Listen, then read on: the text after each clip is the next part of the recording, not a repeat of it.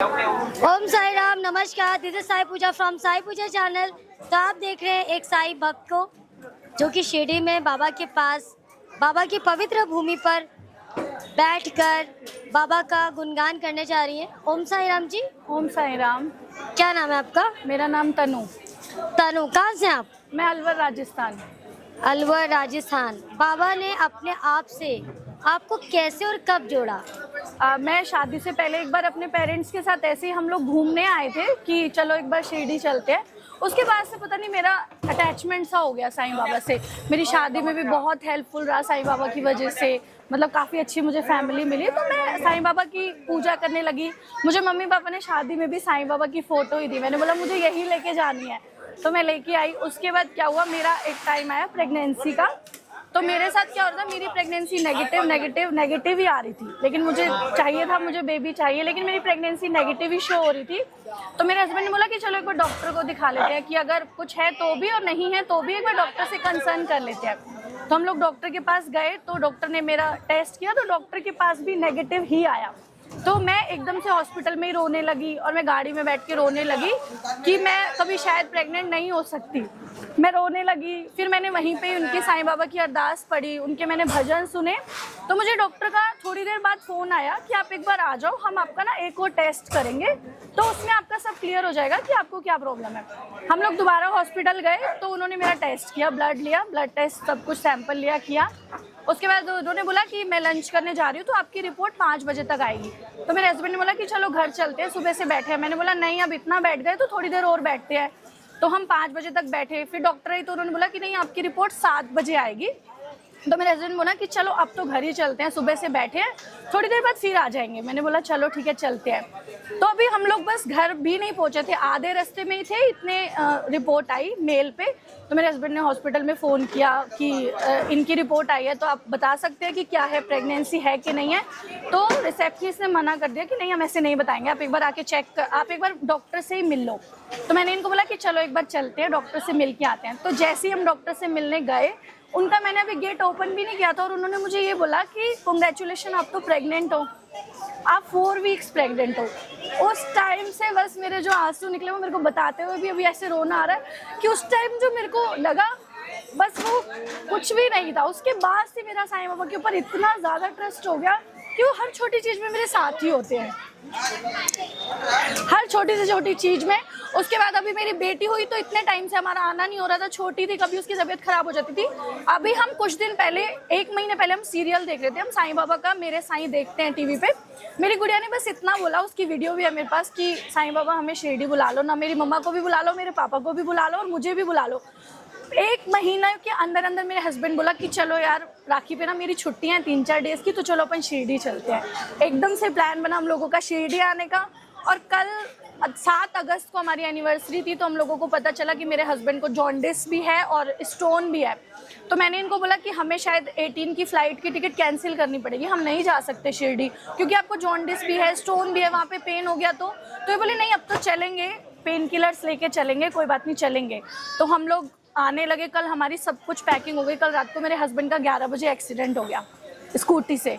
मेरी गुड़िया की फीवर वाली दवाई खत्म हो गई थी, तो ये वो लेने जा रहे थे मेडिकल पे, तो एक्सीडेंट हो गया और इतना ज़्यादा हो गया। मैंने अभी दी को फ़ोटो भी दिखाई पैर की और हाथ की। तो मैंने इनको बोला कि अब तो हम श्योर है, अब हम नहीं जा सकते, कल सुबह की टिकट हमें कैंसिल ही करनी पड़ेगी। ये बोले कि नहीं हम चलेंगे। मैंने बोला नहीं चलेंगे, आप रेस्ट करो, आप सो जाओ। मैं मंदिर के आगे खड़ी हुई, मैंने अपने मंदिर में साईं बाबा की बहुत बड़ी फ़ोटो रखी हुई। मैं मंदिर के आगे खड़ी, उनके आगे बोला, मैंने कहा इस बार आपने मेरी इतनी परीक्षा ली है, 10 दिन पहले पता चला जॉन्डिस है और स्टोन भी है, अब कल रात को इतना बड़ा हादसा हो गया, तो हम कैसे आएंगे, आप बताओ। अगर आपने अब नहीं सुनी तो मैं आपसे बहुत नाराज़ हो जाऊँगी। बस इतना बोल के हम सो गए। सुबह 5 बजे मेरे हस्बैंड उठे और बोल रहे यार मुझे कोई पेन नहीं है तन्नू, मैं ठीक हूँ, मैं रेडी होके आता हूँ, मैं नहा रहा हूँ, तुम भी फटाफट रेडी हो, 9 बजे की हमारी फ़्लाइट थी, तुम भी रेडी हो। और आज मेरे हस्बैंड मेरे साथ अभी दिने देखे आए हैं। अभी हमने उनकी यहाँ पे ड्रेसिंग कराई और वो बिल्कुल एकदम ओके हैं। तो बाबा साईनाथ महाराज की जय। तो मेरे साथ बाबा तो बहुत छोटे छोटे करके भी बहुत होते हैं, बहुत, मतलब मैं बयां भी नहीं कर सकती। हस्बैंड के लिए मैं कुछ मांगती हूँ तो वो मेरे मांगने के कुछ दिन बाद क्या ही मुझे करते हैं दे आपके देते हैं। हस्बैंड? जॉब करते हैं। जॉब करते हैं। ऑफिस में जॉब करते हैं। मेरे साथ बहुत होता है छोटा छोटा। मैंने अभी एक वो अकेला वाला भी बताया था आपको कि मैं ट्रेन में अकेले थी, नाइट में ट्रैवल, मतलब 9 बज गए थे, ट्रेन थोड़ा लेट हो गई थी, तो मैंने साईं बाबा को बोला कि आप ही मुझे मेरे घर तक छोड़ के आओ जब तक हस्बैंड लेके आएंगे। मैं ससुराल से वापस आ रही थी, तो ट्रेन लेट हो गई, तो एकदम से 7:30 पौने 8 का टाइम था। एक जेंट्स आए और वो मुझे बोलते हैं, बेटा आप जींद से आ रहे हो ना? मैंने बोला हाँ जी। तो बोले वहाँ से ट्रेन आज 1 घंटा लेट थी ना? मैंने बोला हाँ जी। तो बोले आप टेंशन मत लो, मैं यहीं पास में ही रहता हूँ, तो मैं आपको वहाँ तक छोड़ के यही ट्रेन वापस आएगी, मैं इसमें 20 मिनट में वापस आ जाऊँगा आपके साथ। उन्होंने मुझे वहाँ पे छोड़ा। सिर्फ किसी ट्रेन के किसी डब्बे में साईं बाबा के पोस्टर नहीं थे, हमारे वाले में साईं बाबा के पोस्टर थे। मैंने उनको देख के बोला कि आप ही मुझे ठीक ठाक पहुँचाओगे? आपको पता है मैं ज़्यादा बाहर नहीं निकलती, मैं पहली बार अकेली आई हूँ अपने हस्बैंड के बिना, आप ही मुझे पहुँचाओगे? वो जो अंकल थे वो आए, मुझे छोड़ा, वो वापस उस ट्रेन से गए। जैसे मैं उतरने लगी मैंने साईं बाबा के पोस्टर की तरफ देखा, स्माइल करी, उनको थैंक यू बोला और फिर नीचे उतरे। तो ऐसे छोटे छोटे मेरे साथ बहुत सारे हैं। मैंने तो जब से साईं बाबा का नाम लेना शुरू किया मुझे लगता है इनके अलावा मेरा कोई है ही नहीं। पहले की जिंदगी और आज की जिंदगी में क्या डिफरेंस है? बहुत जैसे फर्क कि है, बहुत फर्क है, हर चीज में बहुत फर्क है। मुझे इन लॉज इतने अच्छे मिले हैं आज के टाइम में, हस्बैंड इतने अच्छे हैं, वो सिर्फ साईं बाबा की वजह से ही हैं। क्योंकि यहाँ पे हम लोग आए और उसके 6 मंथ बाद ही मेरा रिश्ता हो गया था, उसके 6 मंथ बाद ही रिश्ता हुआ, सब कुछ इतने अच्छे से हुआ, हस्बैंड बहुत अच्छे हैं, इन लॉज बहुत अच्छे हैं। तो आप भी साईं बाबा का नाम लीजिए, उन पर विश्वास रखिए, श्रद्धा और सबूरी, साईं बाबा यही सिखाते हैं। थोड़ा सा भी परेशानी होती है तो साईं बाबा का याद आ जाता है कि नहीं, सबूरी रखनी है, श्रद्धा रखनी है, सब कुछ ठीक हो जाएगा। बस मैं इतना ही बोलना चाहूँगी।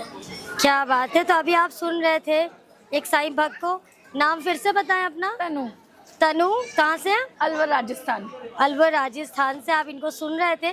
जिनको भी एक्सपीरियंस अच्छा लगा 9991807386 पर बताएं। ज़्यादा से ज़्यादा शेयर करें, इंस्टाग्राम, फेसबुक और यूट्यूब, ये तीनों प्लेटफॉर्म पे आपको एक्सपीरियंस देखने को मिलेंगे। और जिनके पास भी एक्सपीरियंस है शेयर करें और कमेंट सेक्शन में इनकी भक्ति के बारे में ज़रूर बताइएगा कि बाबा ने इनके ऊपर कैसी कृपा की है।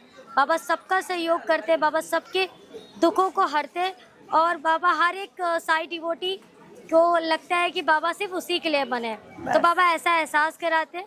तो अपने एक्सपीरियंस कमेंट सेक्शन में बताइए, एक्सपीरियंस कैसा लगा। ओम साई राम, जय साई राम। श्री सच्चिदानंद सदगुरु साईनाथ महाराज की जय। शिरडी के राजा की जय। ओम साई राम। ओम साई राम।